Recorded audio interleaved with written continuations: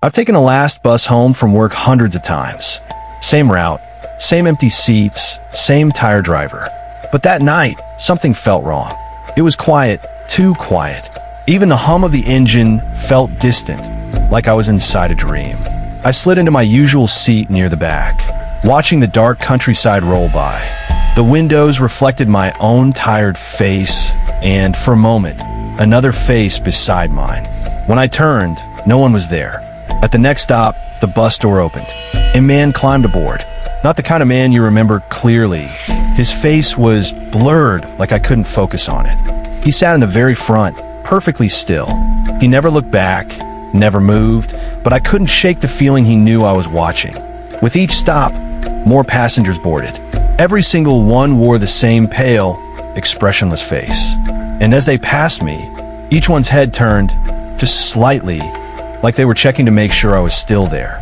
The bus didn't seem to be following the usual route anymore. The familiar town lights were gone, replaced by endless dark fields. The driver's hands gripped the wheel tighter than I'd ever seen. No one spoke. No one blinked. I leaned into the aisle to ask the driver where we were going. Before I could speak, the man at the front turned his head, slowly, and smiled. It was the first movement I'd seen from any of them.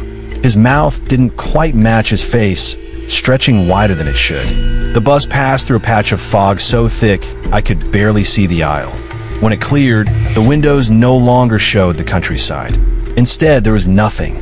Not darkness, nothing. Like the glass opened into an empty void. The passengers began to hum. Low at first, then louder, vibrating through the metal frame of the bus. One by one, their heads turned toward me, all in perfect unison. The driver spoke for the first time that night. His voice was dry, almost brittle. You shouldn't have stayed on past your stop. The passengers stood. Their faces shifted, stretching and twisting into shapes I can't describe. Shapes not meant for human eyes. They moved closer, step by step, until the hum became a deafening roar. The last thing I saw was the void outside, swallowing the bus hole. And then silence. I woke up on an empty road. No bus. No passengers, no sound, just a faint smell of exhaust and a single bus ticket in my pocket. The date printed on it was for tomorrow.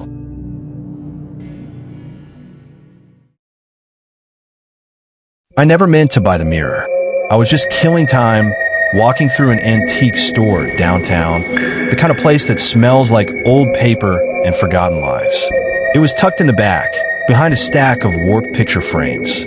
Tall, silver frame, glass, so clean it seemed to drink in the light around it. And at the bottom, carved into the frame, a date. My date of birth. I thought it was a coincidence, until I noticed something stranger. In the top corner, barely visible unless the light hit just right, another date. It was written in a way that didn't make sense. Year first, month, day. The numbers burned into my brain, 2031, 0618. The shopkeeper's smile faltered when I asked about it. He said it wasn't for sale, said it was a mistake to even leave it out. But when I offered cash, his face went pale. He didn't take the money. He just pushed it toward me and told me to take it and go. That night, I noticed something about my reflection. It wasn't moving right. When I turned my head, the reflection followed, but slower, like I had to think about it. And when I leaned in, I saw that faint date in the corner again. Only the last number in the year looked sharper now, almost fresh. I searched online. Nothing about cursed mirrors until I found a forum thread. People posting blurry photos of mirrors just like mine. Every one of them had two dates, birth and death. Each user who posted never replied again after their second date passed. Image, mirror in dark room, faint condensation forming on glass. A week later, I woke up to find the numbers on my mirror had changed. The month was sooner now. This year, 3 weeks from today. I tried to smash it. The hammer went through the frame, but when I looked down, the glass wasn't broken. In the shards on the floor, my reflection was still standing there, smiling. Now every night, I see things in the background. Shadows leaning closer. Figures watching from just beyond the edges of the glass. And my reflection?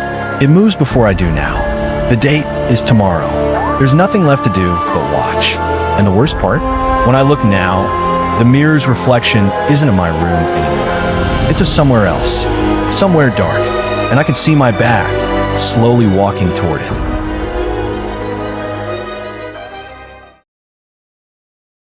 I moved into the house in late autumn. The landlord didn't talk much, just handed me the keys and left.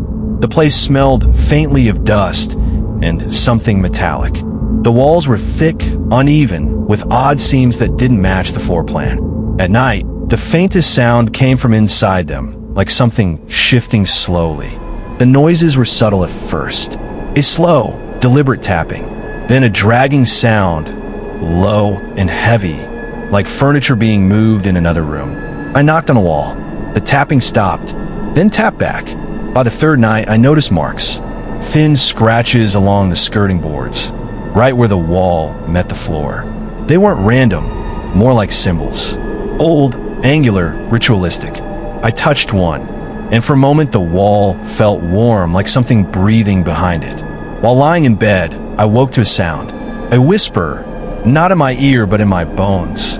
It spoke a word I didn't understand over and over. Every time it repeated, the voice grew louder until it was coming from inside the wall next to me. I found it the next day, a hole hidden behind peeling wallpaper. Noin Celestian, no waiting. Just a narrow gap, black and endless. When I leaned closer, the smell hit me, copper, damp earth, and rotting flowers. Something shifted inside.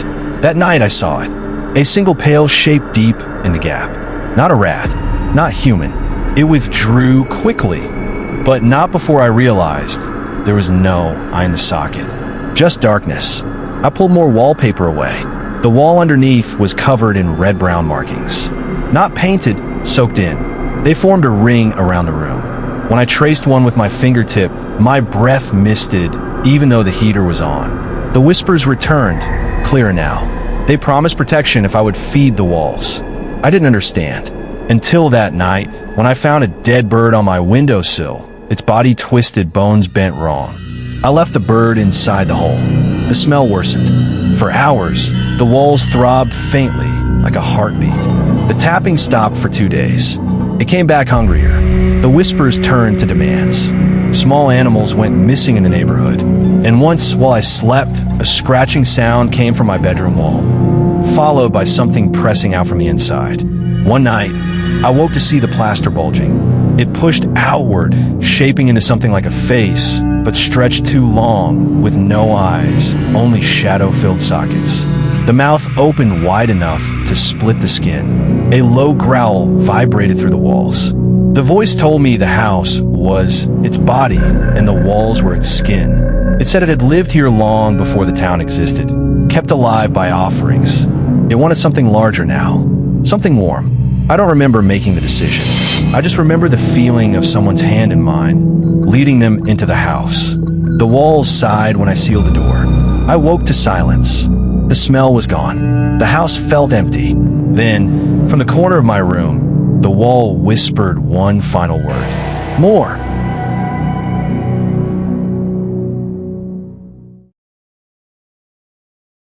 I was never afraid of cemeteries. As a groundskeeper for Hollow Pine Cemetery, I'd spent years trimming weeds, replacing flowers, and brushing dust from headstones. Death never frightened me, until I noticed a grave that moved. It was row C, plot 19, a small, weathered headstone for a man named Elias Crowther. I passed it every morning on my way to the shed, but one Monday, it wasn't where it should have been. It was closer, by maybe 2 feet. I thought I was tired, that maybe I misremembered its place. But by Wednesday, it had shifted again, angled slightly as if it had been dragged. The soil beneath it seemed freshly disturbed, dark and loose. I told myself it was ground erosion. That night, though, I dreamed of dirt sliding under my feet, of cold, pale fingers pressing up from below. A week later, a local historian came by to photograph the cemetery. I mentioned the strange movement as a joke. His expression dropped. "You don't know the Crowther story?" he asked. He told me Elias Crowther was hanged for murder in 1894, accused of burying victims alive. Legend said they never found all the bodies, and that Crowther swore he'd never rest in one place. People in town whispered that if his grave moved 3 times, it meant he'd found a way out. That night, fog rolled into the cemetery, thick enough to swallow the moonlight. I couldn't shake the image of a coffin scraping across the soil beneath my boots. I decided to catch whoever or whatever was moving it. I hid in the tool shed with a flashlight and an old thermos of coffee. The hours crawled by. The cemetery was silent, except for the rustling leaves. Around 3:15 a.m., I heard a sound that turned my blood to ice. Thud drag, thud drag. I peeked through the shed window. The Crowther grave was tilting forward. Not falling, tilting, like something was pushing it from below. A sudden crack echoed across the yard. My flashlight flickered violently, and for a split second, I saw a pale, eyeless face rising from the dirt before vanishing. The next day, I convinced myself it was a trick of the light or exhaustion. Still, I had to know. I came back with a shovel, kneeling in front of the headstone as the sun sank. The soil was soft, too soft for a grave that old. After 3 feet, the smell hit me, sweet, rotting metallic. Then my shovel struck something solid. Not a coffin, a second headstone. Its inscription was scratched out completely. Before I could uncover more, I heard breathing behind me, wet, labored breathing. When I turned, no one was there, but the grave had shifted another foot toward me. By the next morning, the grave had moved again, closer to the path I took home. I told the town police. They laughed, said it was vandals or settling earth. But I noticed they didn't step near row C. That night, I placed motion sensor cameras around Crowther's plot. At 2:46 a.m., one triggered. I reviewed the footage and froze. The headstone wasn't being pulled. It was being carried. 2 pale, dirt-stained hands gripped its sides. No body, no face, just the hands. The historian returned when he heard I was investigating. His voice shook. They say the 3rd shift is the last. After that, the grave isn't a grave anymore. It's a doorway. And whoever's name is on it next, that's who it's coming for. I laughed nervously, but in my gut, I knew it wasn't a story. That night, I dreamed again. This time, my own name carved into Crowther's headstone. I wasn't going to let this thing reach me. I stayed up with my shovel, my flashlight, and a rusty old revolver I'd found in the shed. At 3:12 a.m., the fog came. By 3:15, the ground began to bulge. The headstone tipped toward me, soil pouring off its base. Then I saw him, Elias Crowther himself. Thin, corpse pale, dressed in torn burial clothes. His face a hollow shadow where eyes should be. In his hands, he carried the headstone like an offering. He set it down in front of me. My name was already carved into it. I ran. I don't remember dropping the gun. I don't remember leaving the cemetery. But I woke up in my bed before sunrise, covered in dirt. When I checked the cemetery that morning, row C was empty. Crowther's grave gone. That night, I noticed something in my backyard. A small, weathered headstone, freshly dug into the earth. My name on it. As I'm telling you this, I can hear the sound outside my window. Thud drag, thud drag. If I go missing tomorrow, don't come looking for me. Because if you find a grave that moves, it's already looking for you.